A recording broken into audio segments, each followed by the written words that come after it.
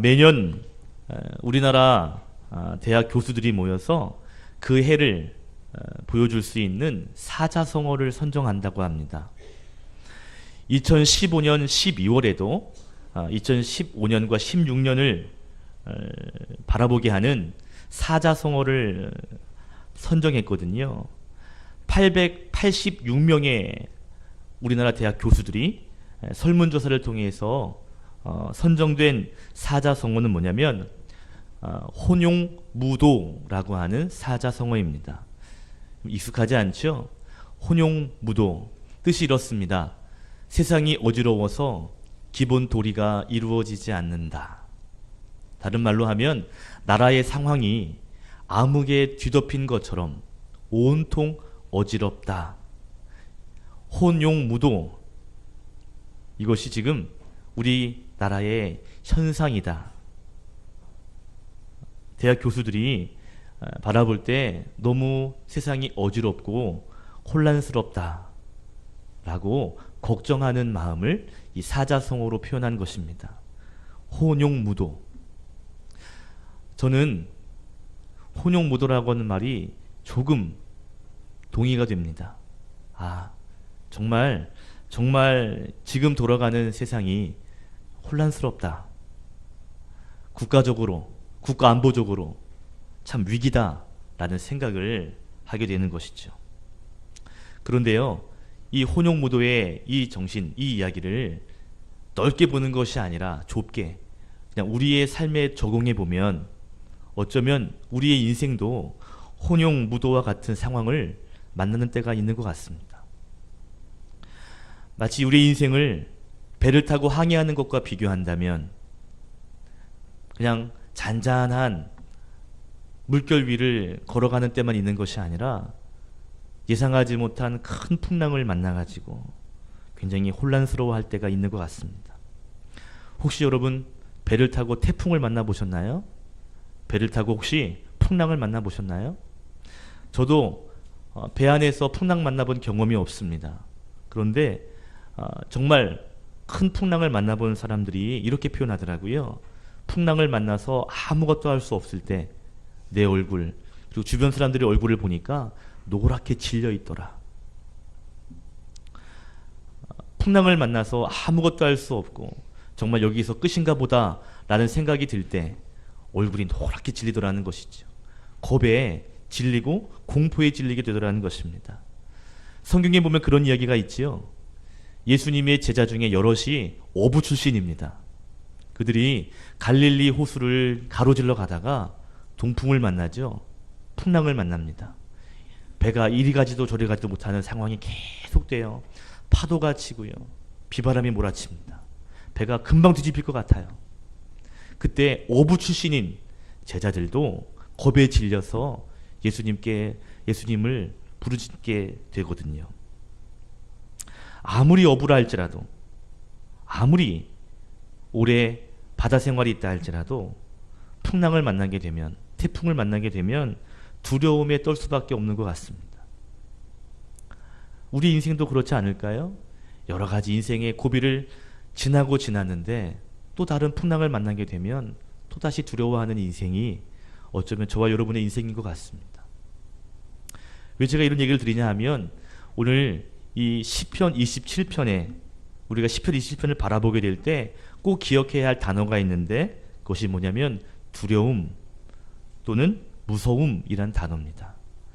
1절에 나오죠. 무서움에 대한 이야기요. 우리가 아는 것처럼 시편 27편은 다윗의 시라고 알려져 있습니다. 예, 다윗이 지은 시입니다. 분명하죠. 그런데 다윗이 이 27편의 시가 어떠한 상황 가운데 쓰여졌는지, 다윗이 어떤 배경에서 이 시를 기록했는지에 대해서는 전혀 알려진 바가 없어요. 그렇기 때문에 이 시편 27편이 어떤 배경이다, 어떤 상황에서 썼다라고 우리가 섣불리 단정을 지을 수는 없습니다.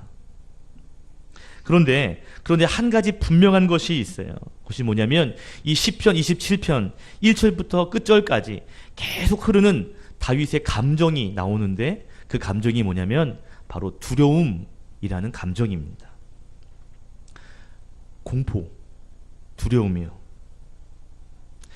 다윗은 지금 어떤 상황을 만났는지 정확히 우리가 알 수 없지만 그 만난 환경 때문에 두려워하고 있습니다. 공포에 떨고 있습니다. 시편 27편을 분류할 때 비탄시, 감사시가 아닌 비탄시로 분류합니다. 비탄시는 뭐냐면 고통에 호소하는 거예요. 하나님 너무 힘들어요. 비탄하는 것입니다. 더 나아가서 하나님 너무 힘드니까 도와주십시오. 구원해 주십시오. 라고 하는 시, 그 노래가 비탄시입니다. 다윗은 인생의 고비를 만나고 위기를 만났어요. 풍랑을 만났습니다. 그것 때문에 너무 두려워요. 너무 공포가스럽습니다. 그때 하나님께 부르짖는 것이죠. 하나님 두렵습니다. 도와주십시오. 그런데 그 도와주십시오라고 비탄하며 하나님을 찾고 있는데 그 중심에 오늘 말씀의 제목처럼 다윗은 이런 고백을 합니다. 하나님 이렇게 힘들고 어려울 때 이렇게 죽을 것 같이 위기가 왔는데 그때의 제 안에 한 가지 소원이 있습니다. 한 가지 바람이 있습니다. 라고 이야기를 하죠. 여러분 그렇죠. 우리가 살다 보면 소원이 생겨요. 어저께는 좀 돈이 좀 재정이 좀 넉넉했으면 좋겠다. 며칠 지나고 나면 건강했으면 좋겠다. 또 며칠 지나고 나면 누구누구와 관계가 좋았으면 좋겠다. 그 상황에 따라 그 환경에 따라 우리 마음의 소원이 달라지게 됩니다. 지금 다윗이 위기를 만났어요. 비탄에 처했습니다. 생명의 위협을 느끼는 두려움과 공포 가운데 있습니다. 그런데 그때 다윗이 하나님께 바라는 한 가지가 있습니다. 라고 이야기를 해요. 그 한 가지가 뭘까요? 하나님 정말 바라는 소원이 있습니다. 라고 말하는 그 소원이 뭘까요? 오늘 나누고 싶은 것이 뭐냐면 위기의 순간에 다윗이 하나님께 무엇을 소원하고 있는가? 위기가 찾아올 때 다윗의 마음이, 다윗의 행동이 어떠했는가? 오늘 저와 여러분이 이것을 나누고자 하는 것입니다. 첫 번째 교훈 따라합시다. 다윗의 소원은 위기의 상황에서 하나님을 만나는 것입니다. 다윗의 소원 4절에 말합니다. 내가 내 평생에 여호와의 집에 살면서 여호와의 아름다움을 바라보며 그의 성전에서 사모하는 그것이라. 쉬운 성경을 보니까 이렇게 쓰였습니다. 내 평생에 여호와의 집에 살면서 여호와의 아름다우심을 보고 성전에서 주님을 뵙는 것입니다. 사모하는 그것이라, 주님을 만나는 것이라 라고 번역했어요. 공동 번역에도 보면 하나님을 뵙는 것이 그것이 나의 낙이다 라고 말하고 있습니다. 지금 다윗은 위기를 만났습니다. 두려움과 공포 가운데 있어요.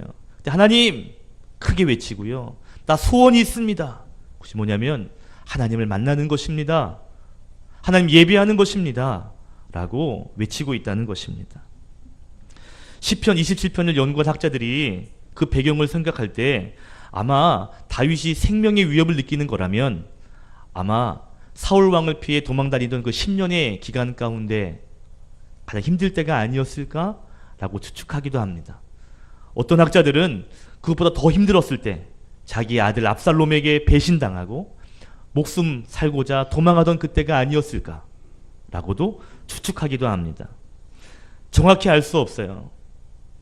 그러나 한 가지 분명히 알 수 있는 것은 지금 다윗이 생명의 위협을 느끼는 지금 이 상황이 굉장히 절대절명의 위기라는 것은 모두가 다 공통적으로 말하는 부분입니다. 여러분 요즘 현대 심리학자들이 세상 우리 사람들이 느끼는 공포, 가장 근본적인 이 공포가 4가지가 있답니다. 4가지가 뭐냐면 첫 번째는 가난의 공포. 가난하면 되게 공포죠. 가난하게 되는 것에 대한 두려움이 있잖아요. 두 번째는 고통에 대한 공포입니다. 고통. 몸이 아픈 것, 상처받는 것, 이런 것에 대한 우리가 공포가 있지요. 세 번째는 실패에 대한 공포. 네 번째는 죽음에 대한 공포입니다.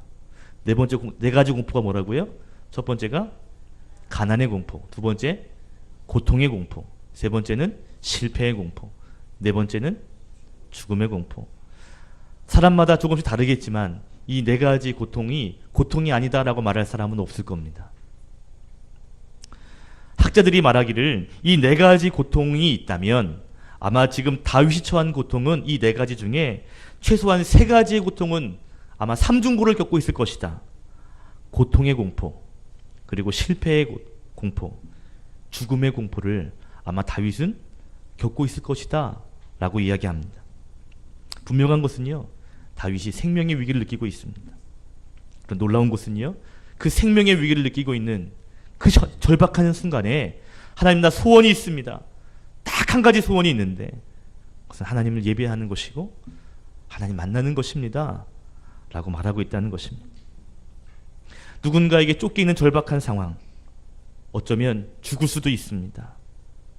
그런 공포가 내면 깊은 곳에서 올라오고 있는데 그때 드리는 소원 한 가지는 하나님 만나 주십시오 라는 것이죠. 여러분, 제가 만약에 그런 상황에 있다면 전 이렇게 기도할 것 같아요. 하나님 한 번만 살려주세요. 하나님 나 좀 숨겨주세요. 하나님 이번만 살려주시면 잘할게요. 이런 기도할 것 같아요. 그런데요, 다윗은 나 하나님 만나기 원합니다. 하나님과 더 깊은 교제하기를 원합니다 라고 자기의 소원을 선포하고 있습니다. 어떻게 다윗은 이런 소원을 말할 수 있을까요? 살려달라고 그래야지. 하나님 만나자. 왜 그런 소원을 말하게 된 걸까요? 혹시 다윗이 포기한 걸까요? 자포자기의 심정으로 하나님 그냥 하늘나라에서 만나죠. 그래요. 이런 마음일까요? 1절의 말씀을 잘 생각해 보면 그렇지 않습니다. 1절에 이렇게 고백하죠. 하나님이 나의 빛이시오. 하나님 나의 구원이시오. 하나님은 우리의 생명 되십니다 라고 1절에 말하죠. 다윗은 지금 이 비탄하고 있는 가운데 오늘 뭐라고 호소하냐면 하나님 만나기 원합니다. 하나님이 나의 구원이시오, 빛이시오, 생명의 능력이십니다 라고 말하고 있다면 다윗은요, 위기를 극복할 수 있는 해결책이 다른 것에 있는 것이 아니라 오직 하나님 한 분에게 있음을 그는 믿고 이렇게 선포하고 있는 것이죠. 여러분, 다윗이 쓴 시편권에 쭉 보십시오. 비슷한 내용들이 참 많습니다. 그만큼 다윗의 인생이 파란만장했습니다. 다윗이 왕이고 위대한 삶을 살았지만 그러나 그의 인생은 굉장히 파란만장했습니다. 어려움도 있었고요, 고난이 있었고요, 슬픔이 있었습니다. 그런데 그 시편을 보면요, 한결같이 외치는 고백이 있습니다. 하나님이 나의 해결책입니다.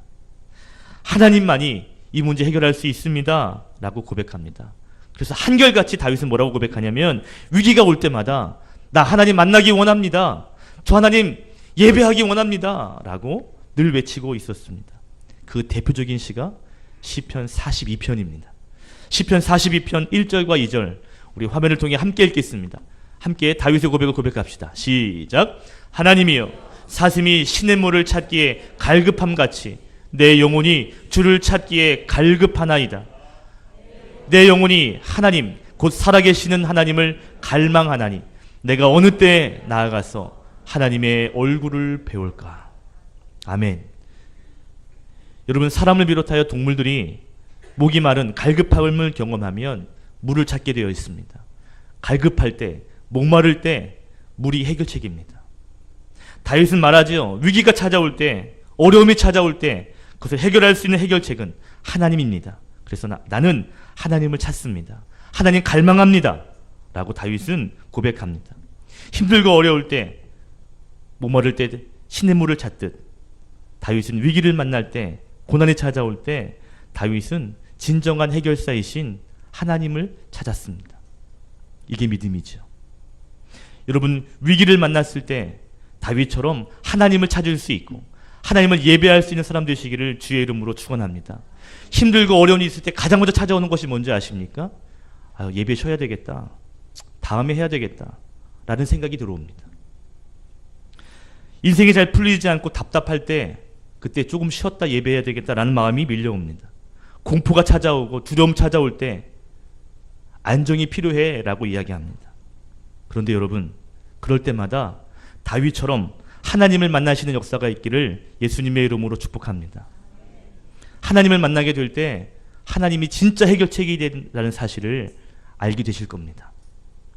하나님이 여러분의 위기를 축복으로, 여러분의 슬픔을 기쁨으로 바꾸시는 귀한 역사, 귀한 해결이 있기를 주의 이름으로 축복합니다. 축원합니다. 토미 텐이라고 하는 미국의 학자가 쓴 다윗의 장막이라는 책이 있습니다. 베스트셀러가 된 책인데요. 이 책에서 토미 테니는 사도행전 15장 16절의 말씀을 굉장히 특별하게 이야기합니다. 사도행전 15장의 내용 가운데 말한 표현이 뭐냐면 다윗의 장막, 다윗의 무너진 장막을 다시 세운다라고 하는 말을 베드로가 하거든요. 사도행전 15장의 내용이 무슨 내용이냐면 예루살렘 성전에서 회의가 일어납니다. 제자들이 모이고요. 사도들이 모입니다. 회의 내용이 뭐냐면 사도행전에서 이제 예수님께서 부활 승천하신 후에 제자들이 곳곳에 나가서 복음을 전하죠. 그죠? 이방에 나가서 복음을 전합니다. 그런데 이방 땅에서 복음을 전하는데 이방 사람들이 복음을 받아들이고 하나님을 영접하는 거예요. 주님 영접하고 회개하는 겁니다. 세례를 받습니다. 이런 일들이 많아지는 거예요. 그 전에 유대인들은 어떻게 생각했냐면 하나님의 백성이 될 수 있는 건 우리 유대인들밖에 없다. 그래서 이방인들은 지옥에 불 때는 땔감이다. 다 지옥에 들어가는 사람들이다. 이렇게 생각했거든요. 그런데 이방인들이 복음을 받아들이고 예수를 영접합니다. 세례를 받습니다. 이것에 대해서 어떻게 된 건지 회의가 일어나는 것이죠. 어떤 사람들은 말합니다. 이방인들이 어떻게 하나님 나라의 우리 백성이 될 수 있느냐? 있을 수 없다 라고 이야기하는 사람이 있고, 아니다, 이방인들도 예수님 영접하면 구원받을 수 있다 라는 이야기가 이제 충돌해요. 그때 사도행전 15장 16절 17절에 베드로가 대답하는 것입니다. 그러면서 이렇게 대답하는 거죠. 이방인들이, 내가 복음을 전해보니까 이방인들도 구원받을 수 있다. 하나님이 이방인들의 예배도 받으신다 라는 이야기를 하는 거예요. 그러면서 예를 드는 얘기가 뭐냐면 다윗의 장막에 대한 이야기를 했다라는 것입니다. 이 베드로가 이 다윗의 장막을 이야기하는 것이 그냥 얘기하는 것이 아니라 구약 성경 아모스서의 말씀을 인용한 거예요. 아모스 9장 11절 12절 우리 함께 읽어볼게요. 시작. 그날에 내가 다윗의 무너진 장막을 일으키고 그것들의 틈을 막으며 그 허물어진 것을 일으켜서 옛적과 같이 세우고 그들이 에돔의 남은 자와 내 이름으로 일컫는 만국을 기업으로 얻게 하리라. 이 일을 행하시는 여호와의 말씀이니라. 베드로는요, 이 아모스 선지자의 예언이 이루어진 것이다. 다윗의 무너진 장막, 하나님 예배하지 못한 사람들이 다시 이렇게 세워질 것이다. 된다 라고 이야기하는 거죠. 그래서 사도행전 15장 16절 17절에 이야기합니다. 함께 같이 읽을게요. 사도행전 15장 16절 17절 시작. 이후에 내가 돌아와서 다윗의 무너진 장막을 다시 지으며 또 그 허물어진 것을 다시 지어 일으키리니 이는 그 남은 사람들과 내 이름으로 일컬음을 받는 모든 이방인들로 주를 찾게 하려 함이라 하셨으니. 아멘. 베드로는 다윗의 장막, 이 아모스서의 말씀을 인용하면서 하나님이 이방인들의 예배를 받으신다, 이방인들의 예배를 하나님께서 찾으신다 라고 그렇게 주장하고 있는 것이죠. 그래서 참 재미있는 것이 있어요. 재미있는 것이 뭐냐면 이렇게 이방인들도 예배할 수 있다, 하나님이 예배자를 찾으신다 라고 하는 이 말씀을 인용한다면, 베드로가 인용했다면, 여러분 다윗의 장막, 그 장막보다 더 멋있는 솔로몬의 성전, 그것을 말하는 것이 더 있을 법해 보이지 않습니까? 다윗의 장막은 텐트예요. 조그만 텐트입니다. 다윗이 예배했던 텐트, 그것보다 웅장하게 지은 성전, 하나님의 임재를 상징하는 그 성전을 이야기하면 더 좋을 텐데 베드로는 다윗의 장막을 이야기하고 있다는 것이죠. 토미 테니는 그의 책에서 이 다윗의 장막이라는 이곳에 대해 집중한 것입니다. 왜 그랬을까? 그것은요, 다윗의 예배가 탁월했기 때문입니다.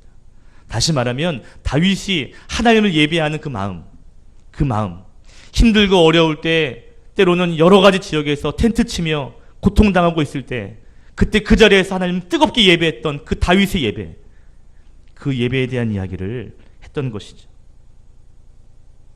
다윗은요, 어떠한 환경 가운데서도요, 하나님을 찾고자 열망했던 사람입니다.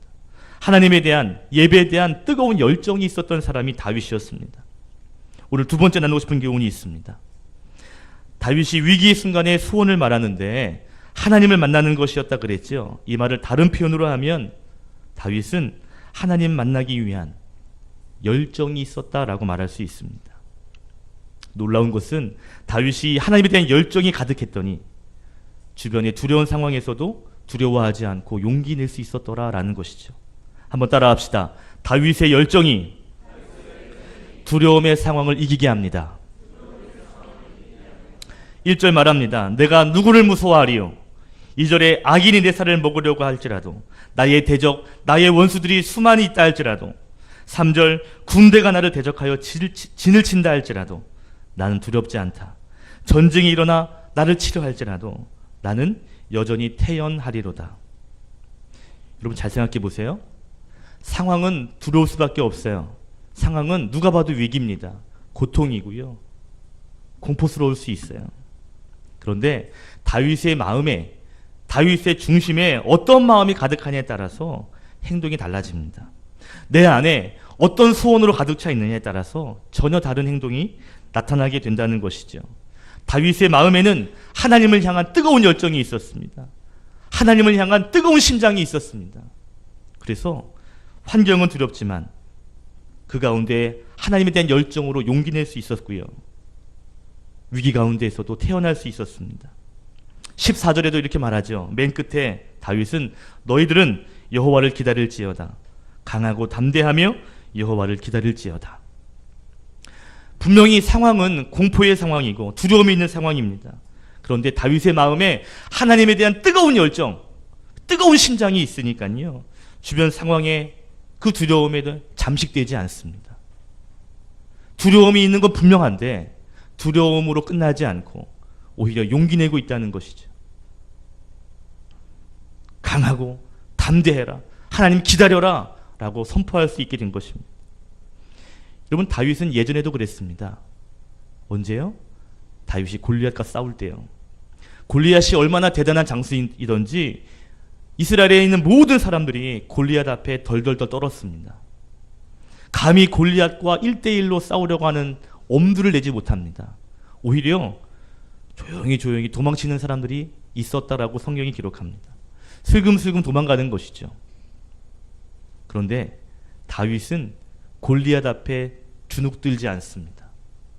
얼마나 다윗이 골리앗 앞에 나아갈 때 큰 소리를 치며 당당했든지 골리앗이 다윗에게 말합니다. 네가 지금 나를 동네 개로 여기냐? 야, 내가 너가 볼 때 그렇게 내가 우스운 존재더냐? 라고 다윗에게 말할 정도로 다윗이 골리앗 앞에 위풍당당했습니다. 왜 그랬을까요? 골리앗이 두려운 존재가 아니라서 그랬을까요? 아닙니다. 다윗이 볼 때 골리앗이 하나님께 욕하고 하나님을 못되게 말하는 그걸 볼 때 가슴이 뜨거운 것이죠. 하나님에 대한 뜨거운 열정, 그 뜨거운 심장 때문에 다윗이 볼 때 골리앗이 두렵지가 않은 것입니다. 오히려 위풍당당할 수 있던 것이죠. 여러분 지금 우리 마음 가운데 어떠한 소원으로 가득 차 있는가, 내 심장에 어떠한 열정이 불타고 있는가에 따라서 때로는 그 환경에서 두려워할 수도 있고 두려워하지 않을 수도 있습니다. 상황의 지배를 받을 수도 있고 상황의 지배를 꺾을 수도 있습니다. 저는요, 하나님에 대한 뜨거운 열정으로 상황과 두려움을 극복하는, 아니 지배하는, 통치하는 여러분 되시기를 주의 이름으로 축복합니다. 다윗처럼 위기는 찾아올 수 있습니다. 어려움이 찾아올 수 있습니다. 우리가 알지 못하는 풍랑을 만날 때 있습니다. 그때 여러분 하나님을 향한 열정이 더 불타는 시간이 되기를 소원합니다. 문제가 있을 때 도망가는 인생이 아니라 골리앗 앞에 당당히 나아가는 다윗의 인생이 저와 여러분 될 수 있기를 소원합니다. 아멘. 미국에 가면 우리나라 이렇게 액자를 걸듯이 이렇게 액자를 걸 때가 있는데 좋은 이야기들을 이렇게 걸어놓을 때가 있답니다. 그런데 이런 글귀를 적어놓은 집이 있다네요. 재미있어서 제가 인용합니다. 같이 함께 고백할까요? 시작. 공포가 노크할 때 믿음이 나가보았더니 거기에는 아무도 없더라. 이해가 되세요? 인생에 우리 집 앞에 공포가 찾아와서 노크합니다. 야, 쾅쾅쾅. 그때 믿음이 나갔더니 없어졌어요. 도망갔어요. 문만 두드리고 도망갔어요. 저는 이 믿음이라는 단어에 하나님에 대한 열정이라는 단어를 넣어도 괜찮겠다 싶습니다. 한번 같이 한번 해볼까요? 다시 한번요. 시작. 공포가 노크할 때 열정이 나가보았더니 거기에는 아무도 없더라. 인생에서 공포가 밀려올 때, 위기가 밀려올 때 있습니다. 걱정, 염려가 밀려올 때 있습니다. 우리의 마음에 노크합니다. 야, 그때 하나님에 대한 열정이 마중 나가서요. 그 공포와 두려움과 염려가 다 도망가는 역사가 있기를 주님의 이름으로 축복합니다. 말씀을 정리할게요. 어쩌면 우리의 인생이 아까 말씀드린 것처럼 혼용무도, 암흑에 뒤덮여서 정말 혼란스럽고 어지러울 때가 있는 것 같습니다. 크냐 작으냐의 문제가 아니라 우리의 마음을 혼란스럽게 하는 일들이 참 많이 있습니다. 그것 때문에 캄캄해지고 두려울 때가 있습니다. 여러분, 그때가 하나님을 만나야 될 때인 줄로 믿습니다. 가장 위기의 순간, 가장 힘든 순간, 그때가 다윗처럼 하나님께 가장 뜨겁게 예배하는 때인 줄로 믿습니다. 아멘. 인생을 살다가 정말 복병 같은 예상하지 못한 문제를 만나게 됩니다. 염려하게 되죠. 두려워하게 됩니다. 공포가 임하게 됩니다. 두려움이 밀려오게 됩니다. 그때 하나님을 향한 열정, 하나님 만나고 싶은 그 갈망의 마음, 그것이 우리의 마음을 지배해서 오히려 더 당당하게 하나님을 예배하고 하나님의 영광과 기쁨을 위해 살아갈 수 있는 믿음의 성도, 믿음의 자녀가 될 수 있기를 다시 한번 예수님의 이름으로 간절히 축원드립니다. 기도드리겠습니다.